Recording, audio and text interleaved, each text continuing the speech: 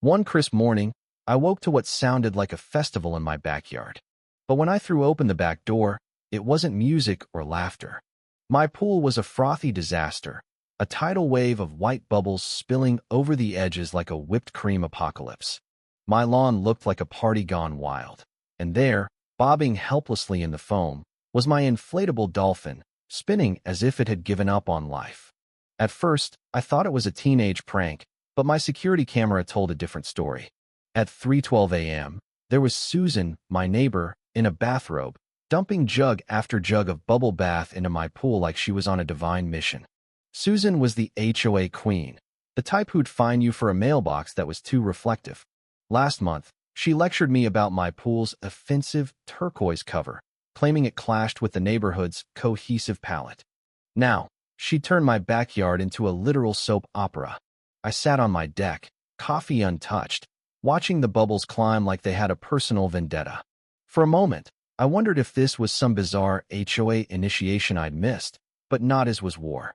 Susan thought she was cleansing the neighborhood, probably convinced her soap stunt was a public service. She'd been whining for months that my pool distracted drivers, as if a glimpse of water through a fence could cause a pileup. I ignored her letters, memos, and passive-aggressive notes slipped under my door. But this wasn't a note. This was an invasion. I texted Dave, a retired plumber who once rigged an entire shed with nothing but PVC and spite. He showed up with a thermos and a raised eyebrow. We stood in silence, staring at the foam swallowing my rose bushes. My dog, Rusty, had disappeared into the suds, sneezing like he'd inhaled a perfume shop. Dave sipped his coffee and muttered, "She's gonna regret poking the pipe guy." We reviewed the footage again. Susan had worn gloves, carried 4 industrial-sized jugs of bubble bath, and sprinkled something extra across the water, some chemical, to make the foam last. This wasn't a whim. She'd planned it, probably Googled it. Then I found her latest HOA newsletter on my porch, dated yesterday. Front page. A smug photo of Susan next to a sign reading, "Future home of the HOA's finest lawn." She'd just seeded a new lawn, funded by HOA dues, claiming it was for community beautification.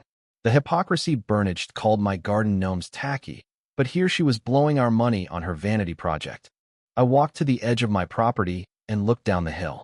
Susan's pristine lawn sat 20 feet below, right in the path of an old drainage pipe I'd installed when I bought the house 15 years ago. It was a flood bypass for the pool, never used until now. I turned to Dave. "Remember that pipe you said would save me one day?" He grinned. "Let's make it sing." We didn't whisper about revenge like cartoon villains. We planned it like 2 retirees fixing a sink, precise, deadly. Dave dug up spare parts from his garage. I ordered gallons of party-grade foam concentrate, the kind used at festivals, non-toxic but ridiculously bubbly. Poetic justice. If Susan wanted foam, I'd give her a tsunami. That evening, Susan strolled by my half-drained, sudsy pool. She slowed, smirked, and kept walking. Rusty barked, still damp and reeking of lavender. I waved, not out of kindness, but because I knew what was coming. The next morning, the foam had faded, leaving my patio streaked and my pool filter gasping. Rusty sneezed beside me, shaking off the last of the soap.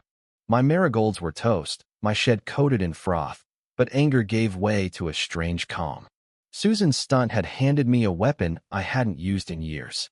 Dave arrived after breakfast, hauling a bucket and a blueprint of the drainage system. We traced the pipe's path from my pool, under the retaining wall, to Susan's lawn, a clean line, untouched since the pre-HOA days. I uncovered the pipe cap, buried like a secret. Dave whistled. "You could flood a stadium with this." He estimated we could reroute the pool's overflow by Saturday, sending bubbles straight to Susan's lawn. While he rigged the valve, I noticed Susan's latest HOA memo, a warning about unauthorized drainage systems and soap misuse. She was covering her tracks, but her next move sealed her fate. She announced a Sunday brunch to unveil her lawn, complete with a magazine photo shoot. The arrogance was blinding. Friday, Dave finished the valve, hidden under a fake planter. One twist would send foam downhill, disguised as a leak. But I wanted spectacle. I called a party supply store and ordered high-volume foam concentrate. "What's the event?" they asked. "A lawn surprise," I said. Saturday, I mowed, trimmed, and cleaned, making my yard look innocent. Rusty got a bath, hating every second. I sprayed citrus oil along the pipe to keep ants out. Everything had to be perfect. Susan's pride would blind her, but one slip, and she'd lawyer up. That evening, I overheard her giving HOA board members a tour of her lawn, bragging about eco-friendly seed blends and turf density. She even gestured toward my yard, preaching about aesthetic harmony. I nearly choked. In less than 24 hours, her lawn would be a frothy swamp. By nightfall, the setup was ready. Foam tank in the shed, valve primed, weather clear. I sat on my porch with Rusty, stars flickering above. The air felt charged, not with chaos but with the thrill of justice teetering on the edge of mischief. Sunday dawned annoyingly perfect. Birds chirped like they knew the script. I sipped coffee on the patio, watching sunlight bathe my yard like a stage. Rusty paced, tail wagging, sensing the tension. Susan's voice drifted over the hedge, bossing guests about parking and shoe placement. Dave arrived at 8, wheeling the foam tank under a tarp. We connected it to the hose system, the valve disguised as irrigation gear. At 10:30, as Susan's brunch hit full swing, champagne clinking, lounge music humming, I gave Dave the nod. He twisted the valve. A low gurgle hummed. Nothing changed on my side, but I pictured the foam slinking through the pipe toward its target. 30 seconds later, it hit. Susan was mid-speech about her sustainable mulch when a bubble patch erupted in her yard. It started small, a puff rising through the soil, then explodita foam shot 3 feet high, a white tidal wave swallowing her lawn. Guests gasped, a glass shattered. Susan shrieked. The bubbles surged, burying her grass, toppling chairs, engulfing gnomes. People slipped, laughed, or fled. I lounged in my chair, sunglasses on, watching the chaos like a director savoring a premiere. Susan froze, sandwiches in hand, mouth agape. The foam piled knee-deep, curling around her porch. Guests yelled about sprinklers or septic leaks, clueless. Susan, red-faced, pointed at my yard and screamed, "He did this."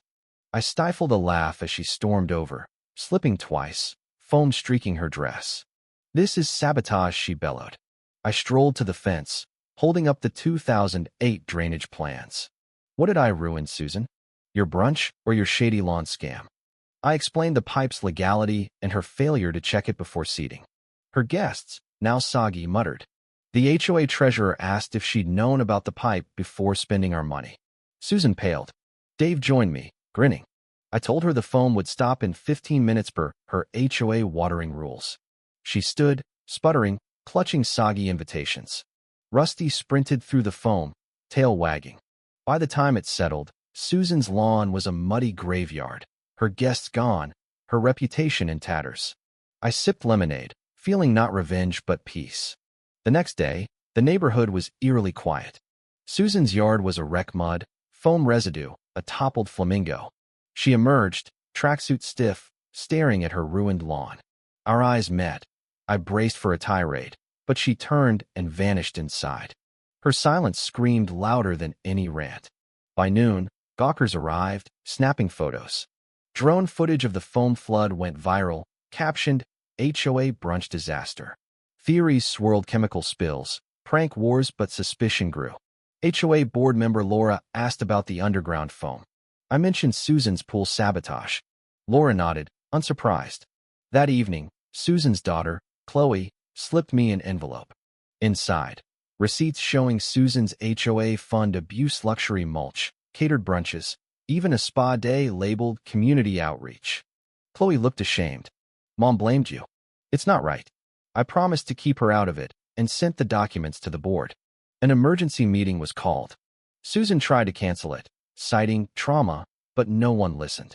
At the clubhouse, she rambled about her contributions, but Laura read the receipts aloud.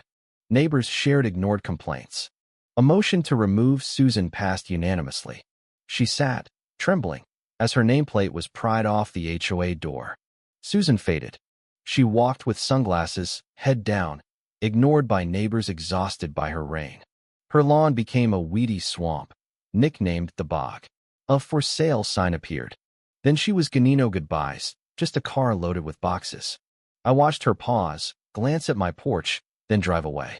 Rusty yawned, unimpressed. The neighborhood bloomed. I joined the HOA board, pushed out petty rules, and started picnics and movie nights. People laughed again, unafraid of fines for crooked mailboxes. Chloe thanked me, saying her mom never learned. New renters in Susan's house planted wildflowers, turning her swamp into a garden. One evening, as I sat by my pool, rusty dozing, I heard kids laughing, music playing, doors creaking. This wasn't about foam or revenge, it was about reclaiming a community from control. The water sparkled, undisturbed. For the first time in years, it felt like home.